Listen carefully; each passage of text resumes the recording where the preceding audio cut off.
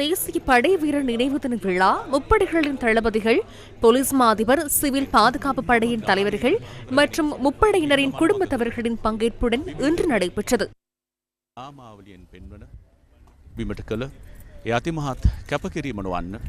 முன்னாள் இராணுவ தளபதி ஃபீல்ட் மார்ஷல் சரத் பொன்சேகா, முன்னாள் கடற்படை தளபதி admiral of the fleet Wasantha Karannagoda, முன்னாள் விமானப்படை தளபதி marshal of the air force Roshan Gunathilaka ஆகியோரும் இதில் கலந்து கொண்டனர்.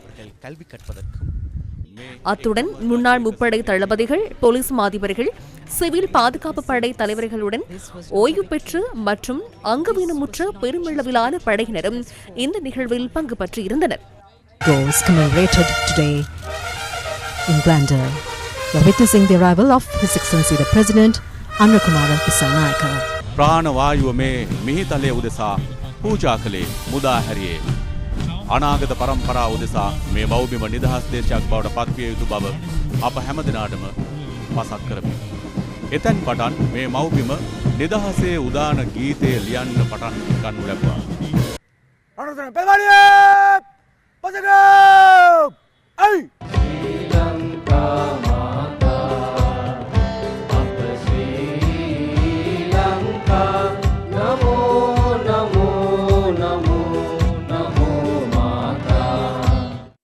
சர்வமத வழிபாடுகளை தொடர்ந்து போர்க்களத்தில் உயிரிழந்த வீரர்களை நினைவு கூர்ந்து 2 நிமிட மௌன அஞ்சலி செலுத்தப்பட்டது. தாய் நாட்டிற்காக உயிரை தியாகம் செய்து பெற்றுக் கொடுத்த எந்த ஒரு வெற்றியையும் தாம் எந்த ஒரு சந்தர்ப்பத்திலும் காட்டிக் கொடுக்கப் போவதில்லை என இங்கு உரையாற்றிய ஜனாதிபதி கூறினார். இந்த தாய் நாட்டில் யுத்தத்தை நிராகரித்து அமைதிக்காக பாரிய குரலையும் பாரிய பிரார்த்தனையும் கொண்டிருப்பவர்கள் நீங்கள் என்று நான் நினைக்கின்றேன். அதேபோன்று அபிவிருத்தி அடைந்த ஒரு நாடு தேவை என்பது உங்களது பிரார்த்தனையாகும். அத்துடன் சர்வ சாதாரணமாக சட்டத்தை மதிக்கின்ற ஒரு நாடு, அந்த நோக்கம் உங்களிடம் இருந்தது. உலகை வெல்லும் ஒரு நாடு, அதுவே அவர்களின் மரண தருவாயிலான பிரார்த்தனையாக இருந்தது. அவர்கள் தங்களது உயிர்களை தியாகம் செய்தது அந்த பிரார்த்தனைகளுடன் தான். அவர்களின் இந்த நினைவு தூபிக்கு முன்னால் நான் உறுதியளிக்க தயாராக இருக்கின்றேன். அவர்களால் பிரார்த்திக்கப்பட்ட எதிர்காலத்தை உருவாக்கும் பொறுப்பை நாம் ஏற்றுக்கொள்கின்றோம் என்றும் அவர்களின் பிரார்த்தனைகளை எந்த ஒரு வகையிலும் அடக்கவோ காட்டிக் கொடுக்கவோ மாட்டோம் என்றும் நான் உறுதியளிக்கின்றேன். ஜனநாயக பாதை அபிவிருத்தி மற்றும் மக்களின் வாழ்க்கையை பாதுகாக்கும் பாதையில் பயணிப்பதாக ஜனாதிபதி இங்கு மேலும் தெரிவித்தார். ஒரு முக்கிய சந்தர்ப்பத்தில் இருக்கின்றோம். அறியாமையை விட அறிவை தேடிக்கொள்ள வேண்டும். ஒற்றுமை இன்மையை விட ஒற்றுமையை கட்டியெழுப்ப வேண்டும்.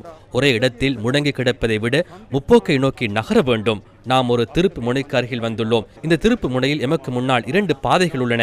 ஒரு பாதை அழிவுக்கான பழைய பழங்குடிவாத இனவாத ஒருவருக்கொருவர் மோதல் குரோதத்தை விதைக்கும் பாதையாகும். மற்றும் ஒரு பாதை உள்ளது இந்த நாட்டுக்கு ஒற்றுமை, இந்த நாட்டின் அபிவிருத்தி, மக்களின் வாழ்க்கையை பாதுகாக்கும் பாதை. மிக கடினமான தருணத்திலும் நாம் தேர்ந்தெடுப்பது நான் 2வதாக குறிப்பிட்ட பாதையைத்தான்.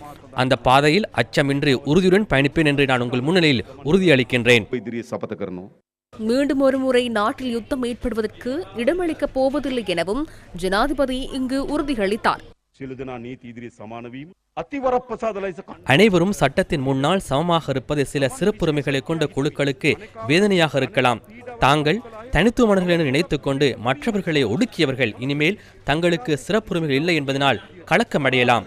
வரலாற்றில் என்றுமில்லாதவாறு தராதரம் பாராது சட்டம் தன் கடமையை செய்வது குறித்து அவர்கள் ஆத்திரமடையலாம். ஆனால் நாம் சர்வசாதாரணமாக நீதிக்காக நிபந்தனையின்றி அர்ப்பணிப்புடன் இருக்கின்றோம். தமது குறுகிய அதிகார தேவைக்காக குரோதம் கோபத்தை விதைக்கும் சிறிய குழுவினர் இருக்கிறார் என்பதை நாம் அறிவோம்.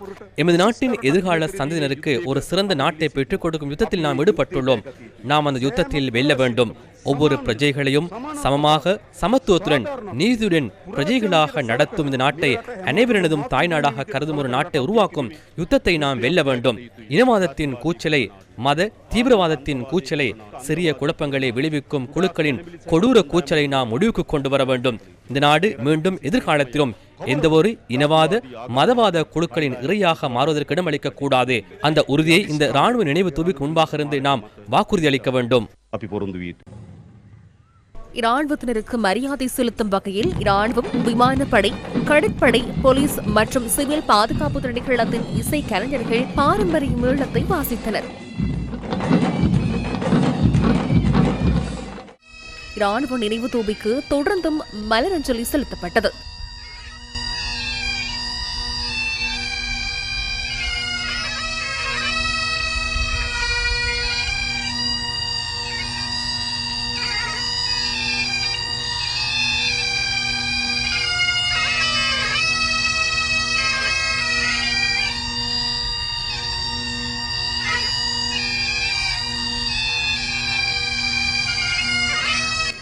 நாட்டுக்காக உயிர் தியாகம் செய்த இராணுவத்தினரது உறவினர்களும் இதன்போது மலரஞ்சலி செலுத்தினர்.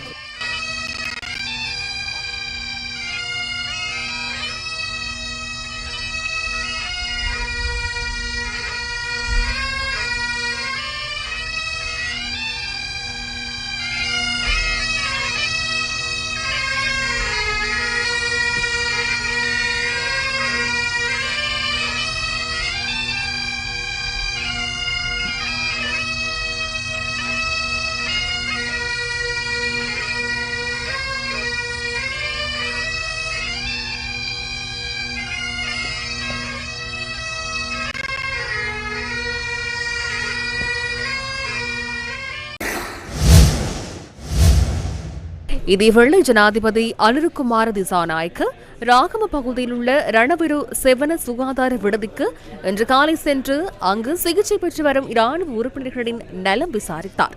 அவர்களுடன் சிநேகபூர்வமாக கலந்துரையாடலில் ஈடுபட்ட ஜனாதிபதி தாய்நாட்டின் ஒற்றுமைக்காக அவர்களின் அர்ப்பணிப்பையும் பாராட்டினார்.